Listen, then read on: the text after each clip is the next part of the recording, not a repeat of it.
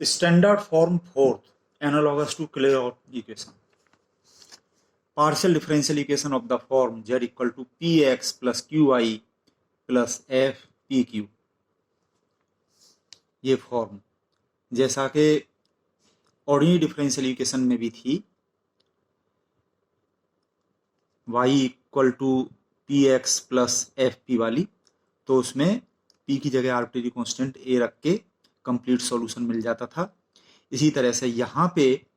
दो independent variable है x और y, उनके रेस्पेक्ट डिपेंडेंट वेरिएबल z के फर्स्ट ऑर्डर पार्शियल डेरिवेटिव्स यहाँ पर p और q हैं। तो बिल्कुल उसी तरह से same analogous to Clairaut form, complete integral of this PDE1 is z equal to p की जगह a कर दिया और q की जगह y कर दिया। ये p q का कोई भी फंक्शन होगा, इसमें भी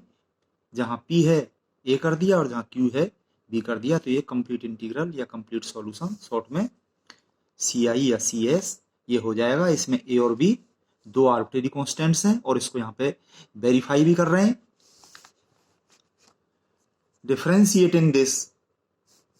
to partially with respect to x and y, del z और डेल x जो कि p से डिनोट करते हैं, ये हो गया a कांस्टेंट इंटू 1 प्लस 0। जब हम x के रेस्पेक्ट कर रहे हैं तो ये पूरा कांस्टेंट डिफरेंशियल 0, और जब y के रेस्पेक्ट कर रहे हैं तो del z over del y जो कि हम q से डिनोट करते हैं इक्वल टू ये 0, y के अलावा बाकी सारी चीजें कांस्टेंट। तो ये b कांस्टेंट इंटू 1 प्लस 0 ये मिल गया हमें, यानी कि p बराबर a और q बराबर b। ये हम रख देंगे गिवन इक्वेशन में, तो ये कंप्लीट इंटीग्रल हो जाएगा ये CI। तो इस तरह से ये चीज वेरीफाई हो गई है। और जब ये CI हमें मिल गया है तो इससे SI और GI यूजुअल मैनर में जैसा हम करते हैं उस तरह से निकाल लेंगे। For SI differentiating this CI to partially with respect to A and B, जब A के रेस्पेक्ट किया तो ये 0 equal to 1 into x plus ये 0, A के अलावा बाकी सारी चीजें कांस्टेंट की तरह से, ये 0 प्लस इस f का differentiation with respect to A। इसके ब्रैकेट में A और B तो हैं अपनी जगह पे, अंडरस्टूड हैं। और जब इसको B के रेस्पेक्ट पार्शियली डिफरेंशिएट किया तो 0 equal to 0 plus 1 into y plus del f over del b। And eliminating A and B from 2, 3 and 4, SI में भी ऑब्टेन, अगर एग्जिस्ट करता होगा तो मिल जाएगा। और GI के लिए तो बस थोड़ी सी फॉर्मेलिटी करके हमें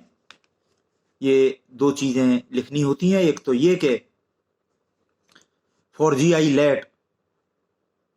arbitrary constant B equal to arbitrary function of A। एक आर्बिट्रेरी कांस्टेंट A के टर्म्स में दूसरे आर्बिट्रेरी कांस्टेंट को हम इस तरह से मान लेते हैं where phi is an arbitrary function, और इसको रख दिया हमने CI में, पुटिंग इट इन टू जो CI था, we have z equal to AX plus BY, B की जगह पे फाई रख दिया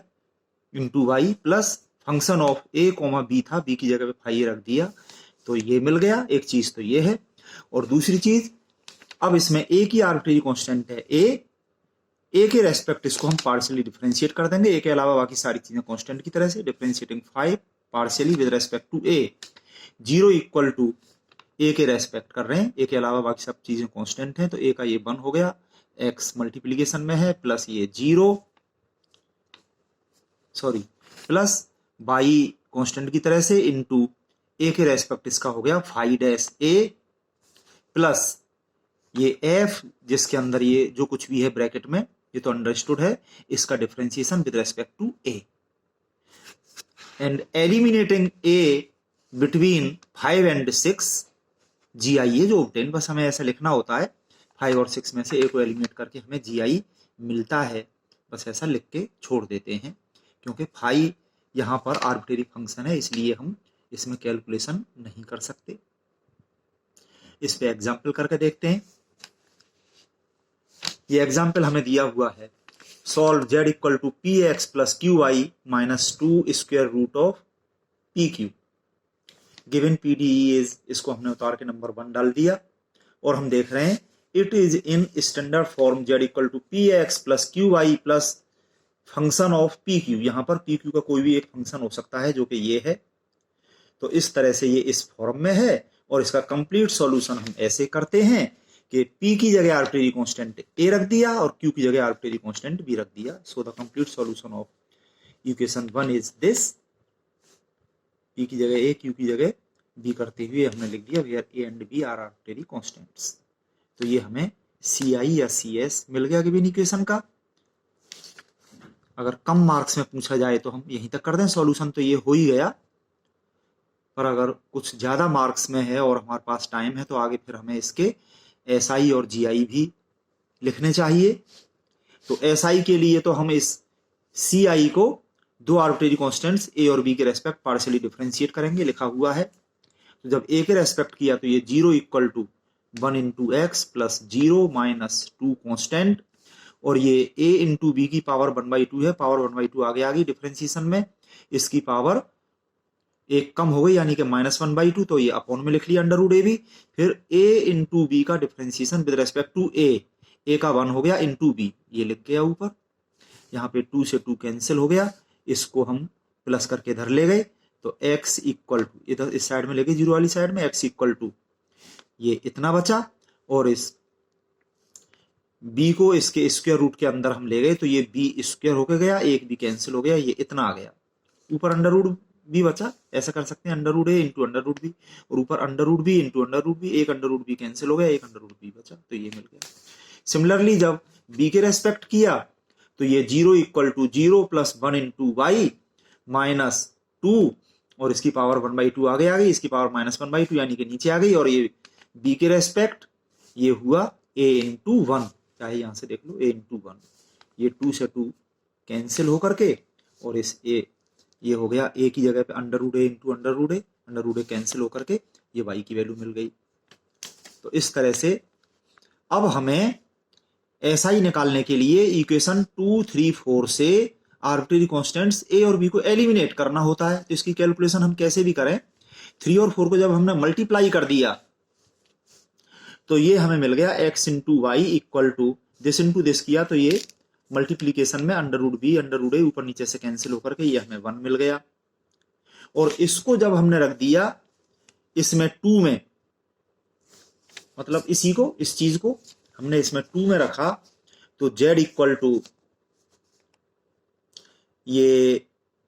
a इंटू एक्स, ये जो x है इसमें a का मल्टीप्लाई किया, तो a का मल्टीप्लाई किया, a इसमें अंडर रूट में अंदर जाएगा तो a स्क्वायर होके जाएगा, a के कैंसिल हो गया, अंडर रूट a भी बचा। इसी तरह से b इंटू वाई, इसमें b का मल्टीप्लाई किया तो ये भी अंडर रूट a भी हो गया, माइनस 2 अंडर रूट a भी, तो ये भी 2 अंडर रूट a भी, ये माइनस के 2 अंडर रूट a भी, ये कैंसिल होकर के 0 हो गया, तो ये हमें z इक्वल टू 0 मिल गया। और इसको पार्शियल डिफरेंशिएट करें विद रेस्पेक्ट टू x तो ये p होता है, तो p बराबर 0, विद रेस्पेक्ट टू y करें इसको तो q बराबर 0, ये z बराबर 0, p बराबर 0 और q बराबर 0, इनको रख दें हम गिवन इक्वेशन में। ये गिवन इक्वेशन है, इसमें z की जगह 0 रखा, p और q की जगह 0 रखा, तो 0 इक्वल टू 0 प्लस 0 माइनस 0, 0 बराबर 0 सेटिस्फाई, ये सेटिस्फाई हो रहा है। तो इस तरह से हमारा ये सिंगुलर इंटीग्रल हो गया z इक्वल टू 0, या फिर ये कहें एक्स वाई इक्वल टू 1। और जनरल सॉल्यूशन के लिए तो बस वो 2 लाइन हम इस तरह से लिख करके छोड़ देंगे अगर लिखना चाहें तो। नेक्स्ट एग्जांपल में find complete and singular integral of this partial differential equation given PDE में बी रिटन एज, इसको हमने यहाँ पे लिखा इस तरह से। हम चाह रहे हैं z equal to p x plus q y plus function of p q की फॉर्म में इसको बनाना, वैसे अभी ये इस फॉर्म में है नहीं, तो यहाँ पे खाली z रहे, इसके लिए हमने z का कोएफिशिएंट 4xy से डिवाइड कर दिया, तो ये 4xy का मतलब हो गया 2x इंटू 2y, तो ये हमने 2x यहाँ पे लिखा हुआ है अपॉन में, 2y यहाँ पे लिखा हुआ है, p का मतलब है del z over del x, q का मतलब है del z over del y, ये x स्क्वायर हमने यहाँ पे लिख लिया, और ये 2y कैंसिल हो गया, 2x जो बचा, यानी कि 2x इंटू 2y से डिवाइड कर रहे हैं, 2x जो बचा वो ये लिखा हुआ है, p की जगह del z over del x, और सिमिलरली ये टर्म y स्क्वायर यहाँ पे लिख लिया, 2x कैंसिल हो गया डिवाइड करने पे, और जो 2y बचा अपॉन में वो ये लिखा हुआ है, और q की जगह del z over del y। अब यहाँ पे हमें सब्स्टिट्यूशन दिखाई दे रहा है कि 2x डेल x की जगह पे डेल ऑफ कैपिटल X जो हम नया वेरिएबल यहाँ पे मानेंगे वो हो जाना चाहिए, और यहाँ पे 2y डेल y की जगह पे डेल ऑफ कैपिटल Y, इस तरह का सब्स्टिट्यूशन हम कर लेंगे तो ये पूरा का पूरा ये हमारी स्टैंडर्ड फॉर्म में बन जाएगा। तो इसके लिए let small x square equal to capital X, similarly y square equal to y, ये हमने माना, तो हमें सो दैट इस तरह से ये चीज मिली। इसको डिफरेंशिएट करके 2x dx equal to d of capital x and 2y dy equal to d of capital y। तो क्योंकि यहाँ पर तो ये ऑर्डिनरी है, ये कैपिटल x अकेले एक स्मॉल x का फंक्शन है, तो इसलिए यहाँ पर ऑर्डिनरी डिफरेंशियल के लिए d आया है, जबकि यहाँ पर ये पार्शियल है, z स्मॉल एक्स वाई दो पे डिपेंड कर रहा था तो ये पार्शियल डेल, और अब ये z कैपिटल एक्स वाई दो पे डिपेंड करेगा तो ये पार्शियल ही रहेगा। तो इसमें हम d की जगह डेल करके यहां पे लिख देंगे, पुटिंग दीज वैल्यूज इन 1, इसमें हमने रखा z इक्वल टू, ठीक है, ये डेल z ये लिखा हुआ है, और 2x डेल x जो है यहाँ पे 2x d की जगह डेल करते हुए 2x del x equal to del x हो जाएगा, 2x डेल x की जगह पे डेल x रख दिया, इनटू ये डेल y एज इट लिखा हुआ है, 2y डेल y, ये यहाँ पे 2y del y equal to del y, d की जगह डेल करते हुए ये लिख दिया डेल y, यहाँ पर ये आ गया, प्लस x स्क्वायर की जगह x आ गया, ये डेल z और ये डेल x हो गया, प्लस ये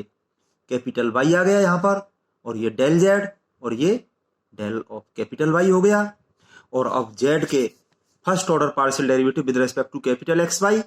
हम कैपिटल पी क्यू से डिनोट कर दें, लेट ये हमने मान लिए, and putting in above equation z equal to p q plus x into P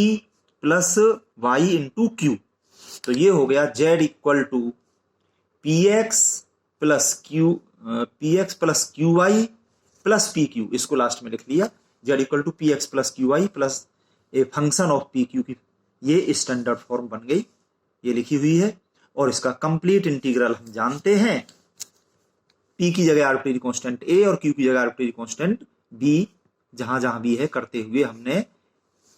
इसका ये ci लिख दिया, where a and b are arbitrary constants. और अब जो वैल्यू हमने मानी थी कैपिटल एक्स वाई की वैल्यू हमने यहां पर रख दी, z equal to a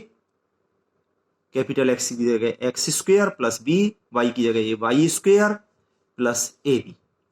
this is the complete integral of given PDE, क्योंकि इसमें दो आर्बिट्रेरी कांस्टेंट ए बी आ रहे हैं। ये आंसर हो गया, कंप्लीट इंटीग्रल उन्होंने पूछा है। और दूसरा सिंगुलर इंटीग्रल भी ये पूछ रहे हैं तो हमें निकालना पड़ेगा। For S I differentiating this C I 3 partially with respect to to arbitrary constants a and b, we get, जब इसको ए के रेस्पेक्ट किया तो ये 0 equal to 1 into x square plus 0 plus 1 into b, और जब इसको y के रेस्पेक्ट किया तो 0 equal to 0 plus 1 into y square plus a into b, b का जो है 1 हो गया, a इंटू 1, ठीक है। अब हमें इक्वेशंस 3, 4, 5 से a और b को एलिमिनेट करना है, तो इसके लिए हम देख रहे हैं इक्वेशन 4 से हमें मिल गया b बराबर माइनस एक्स स्क्वायर, इसको माइनस करके इधर ले गए, इसमें वाई स्क्वायर को माइनस करके इधर ले गए। इक्वेशन 5 से मिला हमें a बराबर माइनस वाई स्क्वायर, और a और b के एलिमिनेशन के लिए हमने इन a और b की वैल्यू यहां से 4 और 5 से ये जो हमें मिली है इनको हमने पुट कर दिया इसमें 3 में, तो z इक्वल टू ये हमने लिखा a की जगह पे माइनस वाई स्क्वायर यहां पे into x square, plus b की जगह पे लिख लिया माइनस एक्स स्क्वायर इंटू ये वाई स्क्वायर, माइनस ये a की जगह पे minus y square into b की जगह पे माइनस एक्स स्क्वायर, ये minus minus plus x square y square हो गया, और ये माइनस के एक्स स्क्वायर वाई स्क्वायर ये कैंसिल हो गए, तो ये एक टर्म बचा बस minus x square into y square, क्रम से लिख ले हम z इक्वल टू